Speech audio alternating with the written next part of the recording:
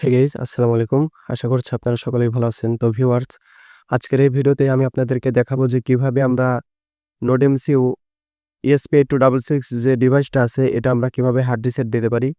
তো আমাদের হাতে আপনারা একটা ডিভাইস দেখতে পাচ্ছেন। এটা হচ্ছে NodeMCU 8266। এই ডিভাইসটা আমরা হার্ড রিসেট দেবো। এর জন্য একটা ইউএসবি কেবল লাগবে আর একটা ওটিজি লাগবে। এই ওটিজিটা আমরা আমাদের ফোনের যে লাইনটা আছে সেখানে কানেক্ট করার পরে আমরা এটা হার্ড রিসেট দেবো। তো এটা কিভাবে দেবো চলুন আমরা দেখে আসি।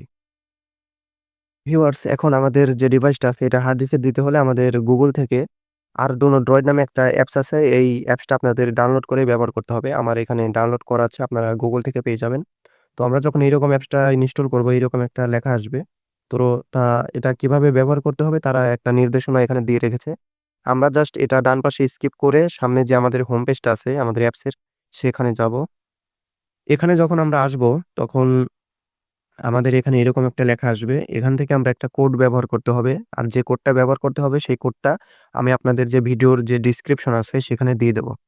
১ম এ আমাদের যেটা করতে হবে সেটা হচ্ছে উপরে ডান পাশে আপনারা দেখবেন যে 3 ডট আইকন আছে, এখানে আসতে হবে। তারপর সেটিংস নামে যে লেখাটা আছে এখানে আসতে হবে। তারপর বোর্ড টাইপ নামে যে লেখাটা আছে এখানে আসতে হবে। তারপর আমাদের যে ESP8266 যে ডিভাইসটা আছে এটাতে সিলেক্ট করতে হবে।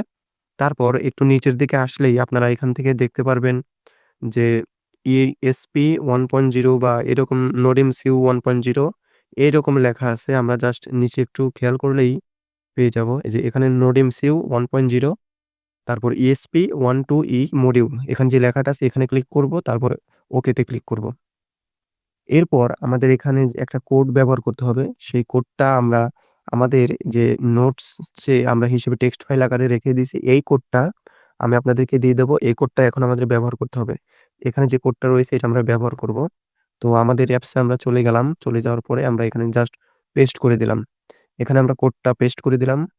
পেস্ট করে দেওয়ার পরে আমরা আউটপুটে আপনারা উপরে ডান পাশে দেখতে পারবেন যে আ কম্পাইল নামে একটা অপশন আছে। এই কম্পাইল লেখাটা এখানে ক্লিক করলেই ইয়েস নামে যে লেখাটা আছে এখানে ক্লিক করতে হবে।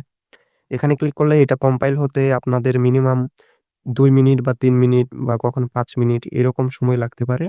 এটা আপনাদের অবশ্যই সময়টা দিতে হবে। তো এটা কম্পাইল কমপ্লিট হওয়া পর্যন্ত আমরা অপেক্ষা করি। কম্পাইলটা যখন কমপ্লিট হয়ে যাবে, তখন আমাদের যে NodeMCU ESP82 ডিভাইস বা ESP8266 যে ডিভাইসটা আছে এটা ফ্লাশ করার বা হার্ড রিসেট করার যে ডাউনলোডিং যে প্রসেসটা সেটা দেখিয়ে দেব। তো এটা কম্পাইল হওয়া পর্যন্ত আমরা অপেক্ষা করি।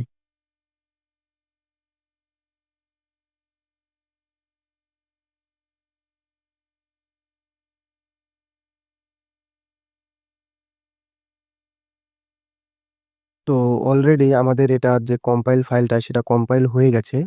তো এখন আমাদের যেটা করতে হবে সেটা হচ্ছে আমাদের যে NodeMCU যে ডিভাইসটা আছে এটা আমাদের ফোনে ওটিজির মাধ্যমে কানেক্ট করতে হবে। তো আমি এটা কানেক্ট করে নিচ্ছি। এটা যখন কানেক্ট করব আমাদের এখানে ইউএসবি ডিভাইস অ্যাটাচ নামে যে একটা লেখা এটা অর্থাৎ আমাদের ডিভাইসটা কানেক্ট হয়েছে। এখন উপরে ডান পাশে দেখবেন যে আপলোডের মতো একটা অপশন আছে। এখানে ক্লিক করব। এখানে ক্লিক করার পরে একটা পারমিশন চাইবে। ওকে করতে হবে। আমরা ওকে করে দিচ্ছি।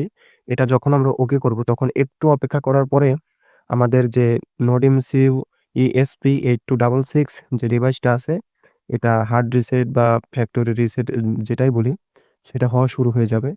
তো এটা এখন 21 বা 28 এরকম পার্সেন্টেজ এখানে শো করবে। যখন আমাদের এটা 100% হয়ে যাবে তখন আমাদের যে ডিভাইসটা আছে এটা 100% ফ্লাশ বা হার্ড রিসেট বা ফ্যাক্টরি রিসেট বা ইরিস ফ্লাশ যেটাই বলি সেটা হয়ে যাবে।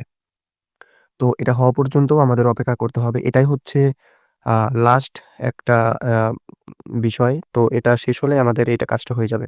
এবং পরবর্তী ভিডিওতে আমি আপনাদেরকে দেখাবো যে এটা আ কিভাবে বিভিন্ন বিন ফাইল বা বিভিন্ন ফার্মওয়্যার ফাইল এগুলো আমরা ইনস্টল করতে পারি বা আ ফ্লাশ করতে পারি। তো এটাই ছিল ভিডিও।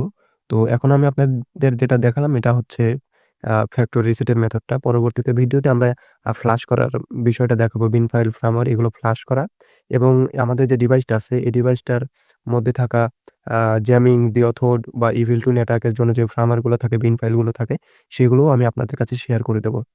আর সেগুলো কিভাবে ব্যবহার করতে হয় সেগুলোও দেখিয়ে দেব। তো ভিডিওটি যদি আপনাদের ভালো লাগে অবশ্যই লাইক করবেন, কমেন্ট করবেন। আর আমাদের যে ইউটিউব চ্যানেলটা আছে সেটা সাবস্ক্রাইব করবেন। আর আপনাদের চাহিদাপূর্ণ যেসব ভিডিও আপনাদেরকে প্রয়োজন সেগুলো আমাকে বলতে পারেন। আমি চেষ্টা করব সবসময় আপনাদেরকে সেই বিষয়ে ভিডিও করে দেওয়ার। তো ধন্যবাদ সবাইকে। আসসালামু আলাইকুম।